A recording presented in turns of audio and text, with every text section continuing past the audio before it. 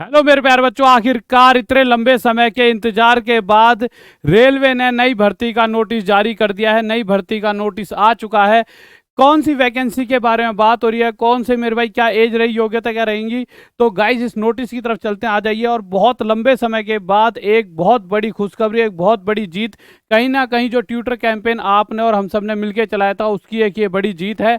और बस अब आपको तैयारी में लग जाना है। देखते हैं इस नोटिस में क्या लिखा है। भारत सरकार, गवर्नमेंट ऑफ इंडिया, रेल मंत्रालय, मिनिस्ट्री ऑफ रेलवे। आवाज बिल्कुल क्लियर है, ठीक है। रेलवे बोर्ड यहाँ पे दे रखा ऑर्डर, सब्जेक्ट दे रहे constitution of committee regarding modification in directive 43। अब आपको सर ये डायरेक्टिव 43 क्या है? डायरेक्टिव 43 जो आरपीएफ की वैकेंसी हुई थी उस समय पर इसको नाम दिया गया था डायरेक्टिव 43। तो कॉन्स्टिट्यूशन ऑफ, उसमें कुछ चेंजेस करने हैं। चेंजेस कैसे? जो आरपीएफ की वैकेंसी है उसी के रिगार्डिंग यहाँ बात होने वाली है और उसमें क्या क्या चेंजेस है उसे देख लेते हैं। तो यहाँ पर बताया गया है मेरे भाई कि apropos above it is appraised that the recruitment process for the post of sub inspector and constable, sub inspector SI सभी को होता है, constable is to be initiated. Initiated होता है शुरू करना, तो ये इनिशिएट कर दिया गया कि आरपीएफ, कांस्टेबल और एसआई के वैकेंसी जल्द निकलने वाली है। मतलब एक तरह से इनिशिएट कर दिया। इनिशिएट करते समय इन्होंने क्या किया, the last recruitment was conducted in 2018 in terms of RPF directive 43। यहाँ पे लिखा हुआ 2018 में, ये लास्ट जब निकली थी तो 2018 में निकली थी और डायरेक्टिव 43 के तहत आरपीएफ ने ही ये वैकेंसी कराई थी। पर अब ये कह रहे हैं कि however in the existing scenario RRB is being endowed with the responsibility of completing the first phase of recruitment. पर ये कह रहे हैं कि आज के सिनेरियो के हिसाब से आरआरबी इस बार इसे कंडक्ट कराने वाला है। जो फर्स्ट फेज है एग्जाम का वो आरआरबी लेगा आपका। पिछली बार आरपीएफ ने लिया था, इस बार कौन लेगा? आरआरबी लेगा। तो इसके लिए इन्होंने क्या है कि completing the first phase of recruitment which includes calling. अब इसमें जो आरआरबी जो अपनी तरफ से काम करेगा वो क्या क्या रहेगा? कॉलिंग रहेंगी फॉर एप्लीकेशंस, कि भाई हाँ एप्लीकेशन कब नोटिफिकेशन निकलना है, ये सब कुछ इनके ऊपर है जिम्मेवारी।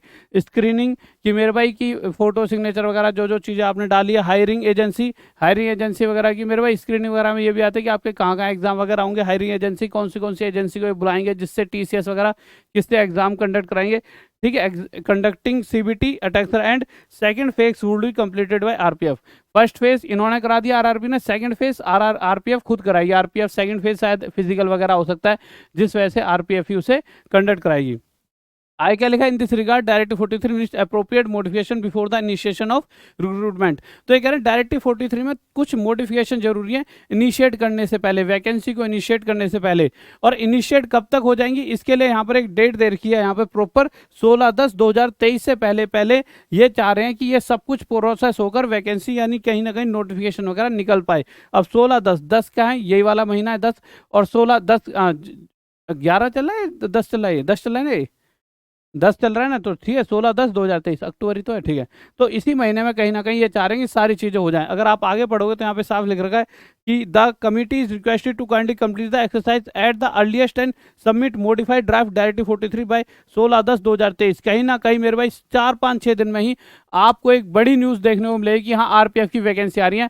और अगर ये थोड़ा और लंबा भी खींचते हैं तो लास्ट आप नवंबर तक मान लीजिए आपको वैकेंसी देखने को मिल जाएंगी और जल्द ही आपको बहुत बड़े तादाद में वैकेंसी मिलेंगी। और आपका काम है सिर्फ तैयारी करना। आप कमेंट करके अगर बोलोगे सर यूट्यूब पर ही पढ़ाओ तो यूट्यूब पर पढ़ा देंगे डेली रात में 9 बजे। मैं बहुत दिनों से क्लास ले भी नहीं रहा था, क्लास ले लूंगा। और आप किसी बैच में जुड़ना चाहते हो तो जैसा कि आप सभी को पता है कि आपकी जो टॉप तक ऐप है वहाँ पर एक बैच भी चल रहा है, इसमें आप जुड़ सकते हो। इसके अलावा मैथ्स का खजाना बैच भी बहुत मतलब कि बहुत भयंकर तरीके से चल रहा है 899 में। तो गाइस इसमें जुड़कर अपनी तैयारी कर सकते हो।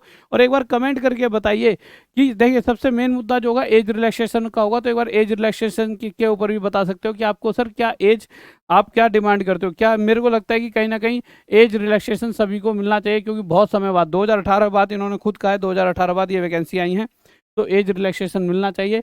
और सभी बच्चों आज से ही पढ़ाई में लग जाओ, क्योंकि अब समय नहीं मिलेगा और बहुत समय के बाद ये मतलब बहुत बड़ी खुशखबरी आई है। तो गाइस इस वीडियो को शेयर हर किसी के साथ कर दो, वीडियो को लाइक कर दो, चैनल को अभी के अभी सब्सक्राइब कर लो, क्योंकि अब यहाँ पे तांडव होने वाला है, फिर से भयंकर तरीके से मैराथन और पढ़ाई होने वाली है। ओके बाय, लव यू, जय हिंद, जय भारत, बाय।